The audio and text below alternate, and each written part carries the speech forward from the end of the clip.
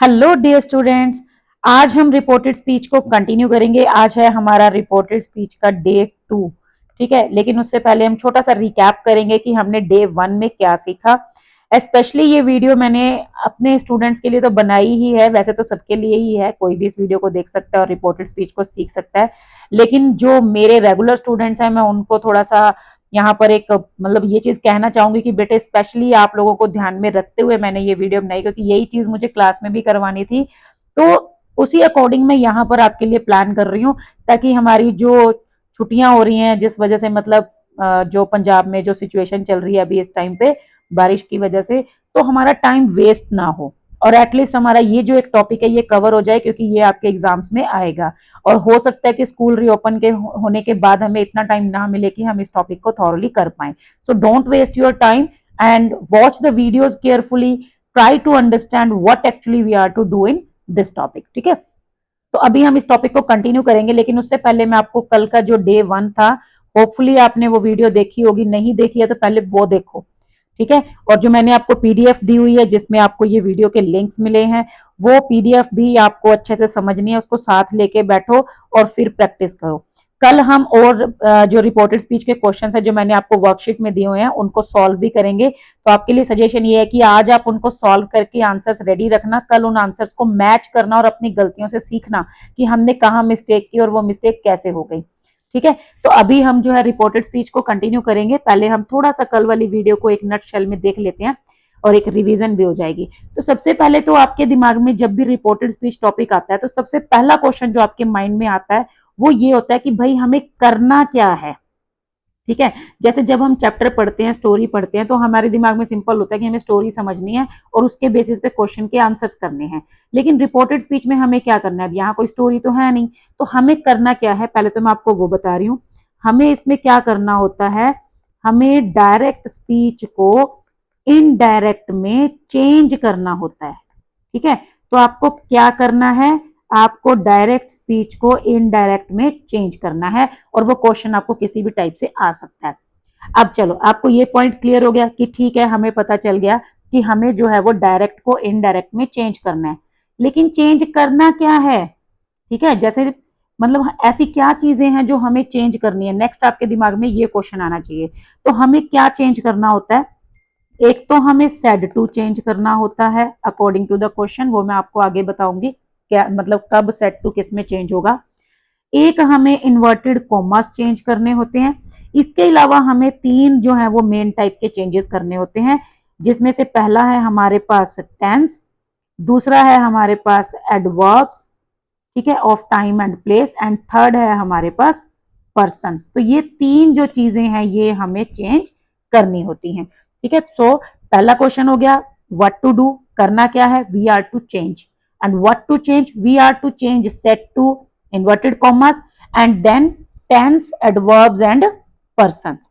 Now इसके बाद अब आपको ये समझ आ गया कि ठीक है भाई, हमें ये तो पता चल गया कि हमें टेंस चेंज करने हैं, एडवर्ब्स चेंज करने हैं, पर्सन्स चेंज करने हैं। लेकिन अब आपके दिमाग में क्वेश्चन आना चाहिए कि ये होगा कैसे, करना कैसे है।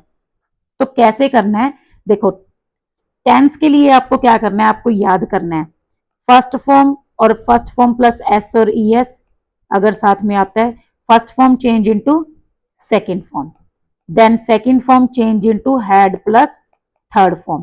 ठीक है, अगर आपने कल वाली जो वीडियो है वो अगर अच्छे से देखी है तो आपको ये चीजें इजीली समझ आएंगी। इसके अलावा is am are change into was were. ठीक है, जिनको ये याद हो गया होगा बहुत अच्छी बात है, नहीं हुआ है तो प्लीज इनको कर लो क्योंकि ये याद करने जरूरी हैं। Then was were change into had been. ठीक है, ये मैंने 4 आपको रिमाइंड करवाए हैं, बाकी जो है वो आप कल वाली वीडियो में देख सकते हो, क्योंकि ये चारों ही सबसे ज्यादा इंपॉर्टेंट भी हैं और सबसे ज्यादा कंफ्यूजन भी क्रिएट करते हैं। ठीक है, तो टेंसेज में हमें जो चेंजेस हैं वो हमें क्या करने हैं, लर्न करने हैं, याद करने हैं। फिर आता है एडवर्ब्स में, एडवर्ब्स में भी हमें क्या से चेंज करना है, मैंने आपको कुछ वर्ड्स बताए थे, जैसे दिस चेंज इनटू दैट, ठीक है, हेयर चेंज इनटू देयर।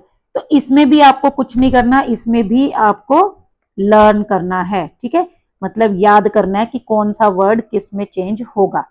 अब ये 2 समझ आ गए। उसके बाद पर्सन में क्या करना है, पर्सन में हमें कैसे चेंज करना है, इसमें करने के लिए हमारे पास है SON 1 2 3 son formula. First person change according to subject, second person change according to object and third person no change. ठीक है, अब अगर जिसने ये कल वीडियो देखी है कल वाली, उसको तो ये अच्छे से समझ आ गया होगा कि यहाँ मैं क्या कहना चाहती हूँ। जिन्होंने नहीं देखी है इसीलिए बोल रही हूँ कि पहले वो वीडियो देखो, उसमें अच्छे से समझो, फिर ये तो जस्ट एक रिकैप करवा रही हूँ आपको कि करना क्या है हमें रिपोर्टेड स्पीच में। ठीक है, तो पर्सन हमें कैसे चेंज करने हैं, फर्स्ट पर्सन कौन से होते हैं, सेकंड कौन से होते हैं, थर्ड कौन से होते हैं, ये सब मैंने आपको बताया। सब्जेक्ट आपको कहाँ मिलेगा, ऑब्जेक्ट कहाँ मिलेगा, और थर्ड पर्सन जब आएगा वो होगा नो चेंज। क्लियर। अब उसके बाद देखो सेट टू को कब कैसे चेंज करना है। सेट टू या तो चेंज होगा टोल्ड में या फिर चेंज होगा आस्क्ड में। ठीक है, आस्क्ड में या क्वेश्चन, इंक्वायर्ड, कुछ भी। अब आस्क्ड में कब चेंज होगा, जब हमारे पास आएगा क्वेश्चन, और टोल्ड में कब चेंज होगा, जब हमारे पास आएगा स्टेटमेंट। तो सबसे पहले आपको क्वेश्चन ध्यान से पढ़ना है, आपको देखना है अगर वो स्टेटमेंट है तो आप सेट टू को टोल्ड में चेंज करोगे, क्वेश्चन है तो सेट टू को आस्क्ड में चेंज करोगे। और ये जो चेंजेस हैं टेंस, एडवर्ब्स एंड पर्सन्स, ये सभी में सेम रहते हैं। ठीक है, इनमें कोई चेंजेस नहीं होता, चाहे स्टेटमेंट हो, चाहे क्वेश्चन हो, चाहे एक्सक्लेमेटरी सेंटेंस हो, ये सब सिचुएशंस में सेम टाइप से चेंज होंगे। उसके बाद नेक्स्ट मैंने आपको बताया था इन्वर्टेड कॉमास किस में चेंज होते हैं। इन्वर्टेड कॉमास या तो चेंज होते हैं दैट में, या फिर चेंज होते हैं इफ या वेदर में, दोनों में से कोई एक। ठीक है, या फिर कुछ नहीं होता है, डिलीट हो जाते हैं। ठीक है, डिलीट हो जाते हैं, अपने आप एलिमिनेट हो जाते हैं, इनकी जगह पे कुछ नहीं आता, मतलब चेंज होते ही नहीं है, बस ऐसे ही गायब हो जाते हैं। तो दैट में कब चेंज होंगे, जब होगा स्टेटमेंट। ठीक है, अगर स्टेटमेंट होगा तो inverted commas change into that. अगर क्वेश्चन होगा, लेकिन कौन सा क्वेश्चन, यस नो वाला, जिसका आंसर यस या नो में हो, मतलब जो क्वेश्चन होंगे जो हेल्पिंग वर्ब से स्टार्ट होते हैं, उनमें जो कॉमास हैं वो चेंज होते हैं इफ या वेदर में। लेकिन अगर क्वेश्चन आपका WH फैमिली से स्टार्ट हो रहा है, तब आप इन्वर्टेड कॉमास की जगह पे कुछ नहीं लगाओगे, वो ऐसे ही डिलीट हो जाएंगे। तो ये था कल जो मैंने आपको कराया था, उसका एक मतलब रिकैप, उसका एक नटशेल में मैंने आपको बताया कि हमें आखिर करना क्या होता है। जिसको इतना सब कुछ समझ में आ गया, मतलब टेंस में क्या चेंज करना है, एडवर्ब्स में कैसे चेंजेस होते हैं, पर्सन कैसे चेंजेस होते हैं, सेट टू कैसे चेंज होगा, और इन्वर्टेड कॉमास कैसे चेंज होंगे, जिनको ये 5 चीजें समझ में आ गई, उनको समझ लो रिपोर्टेड स्पीच आ गई। ठीक है, अब आप सोच रहे होगे मैडम फिर आज की वीडियो में नया क्या है, ये तो आपने कल वाला ही सब रिकैप कराया, कल वाली वीडियो भी हमने अच्छे से देखी थी। ठीक है, आज भी आपने जो बताया वो तो हो गया, लेकिन अब इसमें नया क्या था। तो भाई इसमें अब कुछ तो नया होगा ही ना, ऐसे तो नहीं मैं सेम वीडियो रिपीट करूंगी। आज हम काम करेंगे स्टेटमेंट्स के ऊपर। स्टेटमेंट्स में भी आगे डिफरेंट टाइप के स्टेटमेंट्स हैं। ठीक है, स्टेटमेंट्स में भी आपको कुछ और भी चेक करना है एडिशनल। तो सबसे पहले देखो मैं एक स्टेटमेंट लिखती हूं, ही सेड टू मी, जो हमने कल किया था हम सेम लिख रहे हैं, आई एम योर नेबर। ठीक है, कल हमने ये सेंटेंस सॉल्व किया था, तो आज हम इसी को कर रहे हैं। अब देखो ये है सिंपल स्टेटमेंट जिसके अंदर सारे चेंजेस अप्लाई होने हैं। जैसे सबसे पहले आप देखो सेड टू किस में चेंज होगा, टोल्ड में। ठीक है, so he told me. Inverted commas किस में चेंज होंगे, दैट में। आई फर्स्ट पर्सन है, change according to subject, he. Is am are change into was were, so he was. Your second person change according to me, so ये हो गया my. Neighbour as it is, क्योंकि neighbour किसी भी category में नहीं आता, चेंज नहीं होगा। अब ये तो था सिंपल स्टेटमेंट, लेकिन अगर सपोज करो ये मान लो कि ये आ जाता क्वेश्चन ऐसे, he said two and two makes 4। अब आप देखो सिंपल सी बात है, आप यहां पर जब सेंटेंस को रीड करेंगे तो ये जो था आई एम योर नेबर, मैं तुम्हारा पड़ोसी हूं, और ये है कि 2 और 2 4 होते हैं। इन दोनों सेंटेंस के अंदर थोड़ा सा डिफरेंस है, दोनों स्टेटमेंट के अंदर, दोनों ही स्टेटमेंट है लेकिन दोनों ही अलग अलग टाइप की स्टेटमेंट है। ऊपर वाला जो है वो सिंपल, वो बता रहा है कि भाई मैं तुम्हारा पड़ोसी हूं, लेकिन यहां पर अगर आप देखो तो ये यूनिवर्सल ट्रूथ है, ये ऐसी सच्चाई है, ऐसी स्टेटमेंट है जो हर कंडीशन में सच रहेगी, सेम रहेगी कि 2 and 2 makes 4, 2 और 2 4 होते हैं भाई। दिन हो, रात हो, अंधेरा हो, उजाला हो, है ना, अमेरिका हो, इंडिया हो, पाकिस्तान हो, आप कहीं भी चले जाओ, जहां पर भी जाकर आप ये बात बोलोगे कि 2 और 2 4 होते हैं, तो वो सबके लिए सेम है, यूनिवर्सल ट्रुथ है ये। ठीक है, इसको कोई चेंज नहीं कर सकता। तो अगर आपको स्टेटमेंट के अंदर यूनिवर्सल ट्रुथ मिल जाए, ठीक है, यूनिवर्सल ट्रुथ अगर आपको मिल जाए, तो आपने ऊपर जो हमने चेंजेस किए हैं ना, उसमें से जो टेंस वाला चेंज है ना, टेंस वाला वो नहीं करना। ध्यान से देख लो, मैं इसको ना रेड से हाईलाइट कर रही हूं। अगर आपको यूनिवर्सल ट्रुथ मिल जाए, तो जो टेंस वाले चेंजेस हैं वो आपको नहीं करने, ये कह रहे हैं हम। ठीक है, मतलब देखो, टेंस वाले पार्ट में देखो, सबसे पहले टेंस वाले पार्ट में हम क्या करते हैं, first form change into second, second change into had plus third, is am are change into was were, and was were change into had been. तो ये वाले जो चेंजेस है ना, ये नहीं होंगे, ये भी होंगे, पर्सन्स भी चेंज होंगे, सेट टू भी चेंज होगा, अगर आएगा तो इन्वर्टेड कॉमर्स भी चेंज होंगे, बाकी सब कुछ होगा, लेकिन सिर्फ बस आपको अगर यूनिवर्सल ट्रुथ आपको मिल गया, तो आपने क्या करना है, टेंस वाला चेंज छोड़ देना है। अब देखो इसको करेंगे कैसे, जैसे ही आ गया, सेड तो सेड ही है, यहाँ पर सेड टू तो है नहीं, तो इसको हम सेड ही रख लेते हैं।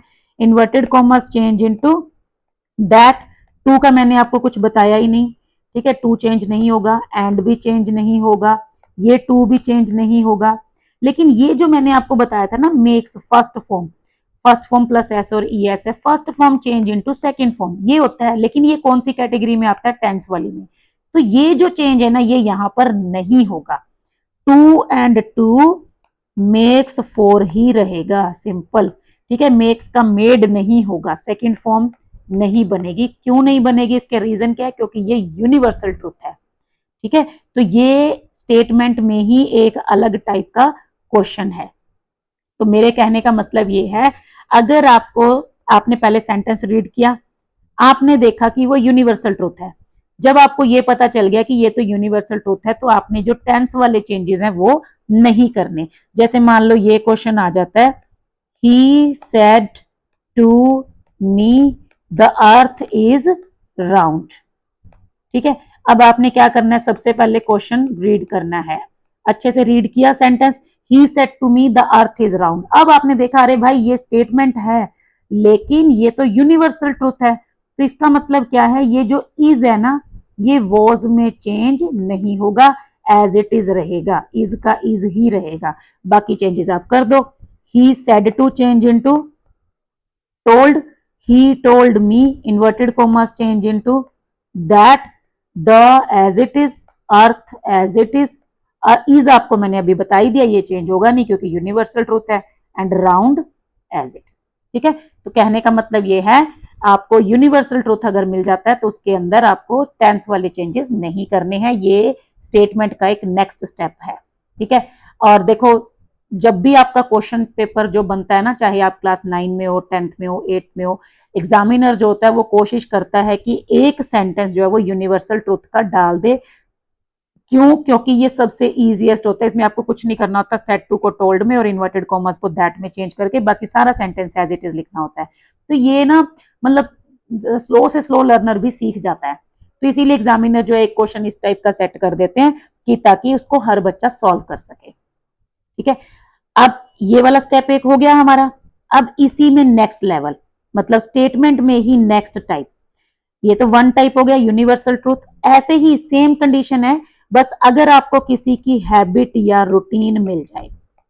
ठीक है, क्योंकि देखो हैबिट या रूटीन है ना, तो वो काम भी डेली होता है, इसका मतलब वो कहीं ना कहीं एक यूनिवर्सल ट्रूथ जैसा ही है। मान लो मैं आपको कहूं कि I get up early every day, ठीक है, मेरी आदत है कि मैं रोज सुबह जल्दी उठती हूँ। ठीक है, तो वो क्या है, किसी का रूटीन है। मान लो मैंने कहा, मैंने आपको ये सेंटेंस दे दिया, ही सेड टू मी, ठीक है, I get up early every day. अब इसमें आपको कीवर्ड्स मिल जाएंगे, एवरी डे, डेली, रेगुलरली, ठीक है, एवरी ईयर, एवरी वीक, ऐसे करके। तो ये आपको पता चल जाएगा कि भाई ये किसी का रूटीन है या फिर किसी की हैबिट है। ठीक है, आई ऑलवेज स्पीक ट्रुथ, तो ये भी किसी की हैबिट है। तो ऐसे करके, या फिर I eat an egg in breakfast daily, ठीक है, मैं डेली ब्रेकफास्ट में एक एग खाता हूँ, किसी की हैबिट है, रूटीन है, तो वही आपको बस ये देखना है। अगर हैबिट या रूटीन है तो भी आपको जो टेंस वाले चेंजेस हैं वो अप्लाई नहीं करने। क्लियर? मतलब बाकी सारे चेंजेस करने हैं आपको, बस सिर्फ टेंस वाला नहीं करना।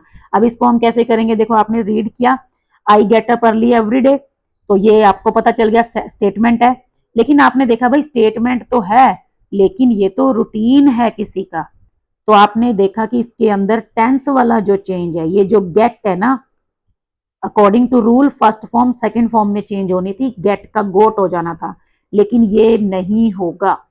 ठीक है, बस जब ये नहीं होगा बाकी के चेंजेस अप्लाई कर दो। He said to change into told, फिर me inverted commas change into that, I कौन सा पर्सन है, first person, change according to subject, he, अब गेट का गेट रहेगा लेकिन सब्जेक्ट सिंगुलर है तो सिंगुलर फॉर्म हो गया, क्योंकि सिंगुलर सब्जेक्ट के साथ सिंगुलर फॉर्म लगती है तो गेट से गेट्स हो जाएगा बस, लेकिन रहेगा फर्स्ट फॉर्म ही। उसके बाद अप अर्ली एवरी डे, ठीक है, बाकी सारा एज इट इज। क्लियर? तो ये आपको ऐसे करना है। तो सेकंड कंडीशन भी हो गई, मतलब फर्स्ट कंडीशन क्या थी, ये क्वेश्चंस के बारे में भी बताऊंगी तो बेचारे को नीचे नीचे लेके जा रही हूँ। फर्स्ट कंडीशन थी यूनिवर्सल ट्रूथ, सेकंड कंडीशन है हैबिट या रूटीन, अब हम कर रहे हैं थर्ड एंड लास्ट कंडीशन। ठीक है, थर्ड एंड लास्ट कंडीशन में क्या है, मैंने आपको ये बताया है कि said to change into told. Clear? लेकिन अगर ओनली सेड आ जाए फिर तो सेड का सेड ही रह जाएगा। बाय चांस अगर आपको सेज मिल जाए या इज सेइंग मिल जाए या फिर विल से मिल जाए, ऐसा कुछ मिल जाए, तब क्या करोगे, तब आपको सेट टू वाला जो रूल है टोल्ड में अप्लाई वो नहीं करना है, और इसके अलावा जो टेंस है वो इस कंडीशन में भी चेंज नहीं करना है। पता नहीं टेंस के साथ ही क्या प्रॉब्लम है ना, आपको भी ये लग रहा होगा। बस आपको सिर्फ इतना ध्यान रखना है कि अगर आपको स्टेटमेंट मिल गई, आपको तीन चीजें चेक करनी है। नंबर एक, कहीं वो यूनिवर्सल ट्रुथ तो नहीं है, अगर यूनिवर्सल ट्रुथ है तो टेंस वाला चेंज अप्लाई मत करना। नंबर टू, अगर वो किसी का रूटीन या हैबिट है, कहीं किसी का रूटीन या हैबिट तो नहीं है, उस कंडीशन में भी आपको टेंस वाला चेंज अप्लाई नहीं करना। और नंबर थ्री, वहां पर इज सेइंग, ठीक है, he is saying to me, या फिर ही सेज टू मी, या फिर ही विल से टू मी, ऐसा कुछ तो नहीं आ गया। बस इन तीनों कंडीशंस को आपको देखना है, इन तीनों कंडीशंस में जो टेंस वाले रूल हैं वो अप्लाई नहीं होते। ठीक है, नॉट अप्लाई और नॉट एप्लीकेबल। क्लियर? अगर ये तीनों कंडीशंस नहीं है फिर आपको सारे चेंजेस करने हैं, बस सिंपल सी इतनी सी बात है। अगर ये तीनों कंडीशंस नहीं मिल रही हैं तब आपको अप्लाई करना है। मान लो अगर अब ये क्वेश्चन आ गया, ही विल से, ठीक है, अब क्वेश्चन यही है, मतलब सेंटेंस वही है, I am your neighbour. Clear? अब देखो इसी सेंटेंस को जब हमने फर्स्ट उसमें किया था तब तो हमने सारे चेंजेस किए थे, क्योंकि उस टाइम क्या था, ही सेड टू मी था, लेकिन यहां पर विल से है, तो ये हैबिट भी नहीं है, यूनिवर्सल ट्रुथ भी नहीं है, लेकिन यहां पर विल से आ गया, तो इसमें क्या होगा, इसमें ऐसे चेंज होगा, he will say that, I change हो जाएगा इसके according, he, is am are जो है ना वो इज एम आर ही रहेगा, सो इज, ही इज, फिर योर चेंज होगा लेकिन ऑब्जेक्ट यहाँ है नहीं तो इसको हम कैसे भी चेंज कर सकते हैं, ही will say that he is my neighbour. Clear? मेरे कहने का मतलब सिर्फ ये है कि इस कंडीशन में भी आपको टेंस वाला जो चेंज है वो नहीं करना, बाकी सब कुछ करना है, और बाकी सब कुछ सीखने के लिए आपको प्रैक्टिस ही करनी पड़ेगी। इसके अलावा इस रिपोर्टेड स्पीच को सीखने का और कोई ऑप्शन नहीं है, कोई तरीका नहीं है, प्रैक्टिस प्रैक्टिस प्रैक्टिस, बस इसके यही गोल्डन रूल है, प्रैक्टिस ही करनी पड़ेगी। ठीक है, तो ये डिफरेंट टाइप ऑफ स्टेटमेंट्स हैं। कल जब हम एक एक्सरसाइज करेंगे ना उसमें मैं हर टाइप का क्वेश्चन इंक्लूड करूंगी, तो वहां पर आपको जो है अच्छे से समझ आ जाएगा कि हमें सॉल्व कैसे करना है। तो अभी आज मैंने जितना बताया उसको आप प्रैक्टिस कीजिए, बार बार देख सकते हो वीडियो को, समझ सकते हो चीजों को, नहीं तो जिनके पास पीडीएफ है वो पीडीएफ से भी बार बार उस चीज को स्टडी कर सकते हैं। क्लियर? अब मैंने यहाँ पर आपके लिए क्वेश्चंस का एक हेडिंग और बनाई है। क्वेश्चंस भी हमारे पास दो टाइप के आएंगे, एक तो ऐसे क्वेश्चन जो WH फैमिली से स्टार्ट होंगे और एक ऐसे क्वेश्चन जो हेल्पिंग वर्ब से स्टार्ट होंगे। हेल्पिंग वर्ब मतलब इज, एम, आर, वॉज, वर, ऐसे करके। इनका सिंपल सा फंडा है, आप ये देख लो कि ये यस नो वाला क्वेश्चन होगा। ठीक है, इसका जो आंसर है वो यस या नो में ही होगा। तो इस कंडीशन में आपको ये ध्यान रखना है कि जो इन्वर्टेड कोमाज हैं वो, ठीक है, इन्वर्टेड कोमाज है, WH फैमिली है तो इन्वर्टेड कोमाज ऐसे ही डिलीट हो जाएंगे, और अगर ये है तो इन्वर्टेड कोमास चेंज होंगे इफ में। ठीक है, ये मैंने आपको कल भी बताया था, आज भी एक बार रिकैप कर दिया है, फिर भी यहाँ पर आपको दोबारा से बता दिया है। ठीक है, तो ये है, बाकी सारे चेंजेस होते हैं इंटेरोगेटिव्स में, मतलब क्वेश्चंस में ऐसा कुछ नहीं है कि यूनिवर्सल ट्रूथ है या कुछ और है तो वहां पर कुछ चेंजेस जो है वो अप्लाई नहीं होंगे, या टेंस वाले नहीं, वो सिर्फ स्टेटमेंट में ही है। आज की जो वीडियो थी वो स्पेशली इसी के लिए मैंने बनाई थी कि स्टेटमेंट्स में हमें डिफरेंट टाइप्स, ठीक है, स्टेटमेंट्स में डिफरेंट टाइप्स जो हैं वो कैसे करने हैं, तो ये आपको थोड़ा सा ध्यान रखना है। और इसमें कोई खास बड़ी बात नहीं है, अगर आपको क्वेश्चन का सेंटेंस आता है तो उसमें तो कोई प्रॉब्लम नहीं है। ठीक है, क्वेश्चन में तो सारे चेंजेस अप्लाई होने ही है, सिर्फ स्टेटमेंट में आपको ये 3 कंडीशंस देखनी है, यूनिवर्सल ट्रूथ, रूटीन और हैबिट। ठीक है, और इसके अलावा ये थर्ड क्या था, अगर ये हो इज सेइंग और क्या बोलते हैं इसको, विल से या फिर सेज, ऐसा अगर आता है तब आपको सिर्फ टेंस वाला जो पार्ट है वो नहीं अप्लाई करना, बस इतना ध्यान रखना है। ठीक है, तो अच्छे से समझ आ गया होगा आई होप, नहीं आया है तो आप दोबारा वीडियो को देखिए, दोबारा से समझने की कोशिश कीजिए, बाकी जब हम कल इसकी एक्सरसाइज प्रैक्टिस करेंगे तो ये और अच्छे से आपको समझ आ जाएगा। अदरवाइज कोई और प्रॉब्लम नहीं है, प्रैक्टिस थोड़ी सी करने की जरूरत है, इजीली जो चीजें हैं वो समझ आ जाती हैं। और मैं जल्दी ही इसके लिए एक रिवीजन सेशन भी बनाऊंगी जिसके अंदर हम बहुत सारे सेंटेंसेस जो है उनकी प्रैक्टिस करेंगे, और क्लास 10 के जो लास्ट ईयर के सैंपल पेपर्स हैं उनको, उनके क्वेश्चन भी सॉल्व करेंगे जो कि क्लास 9 के लिए भी हेल्पफुल होंगे। ठीक है, तो आज के लिए बस इतना ही, मिलते हैं नेक्स्ट वीडियो में। ध्यान से जो एक्सरसाइज है उसको सॉल्व कीजिए, कल जो आप आंसर्स है वो मेरे साथ मैच करोगे। ठीक है, so all the best, keep learning, thank you, bye bye.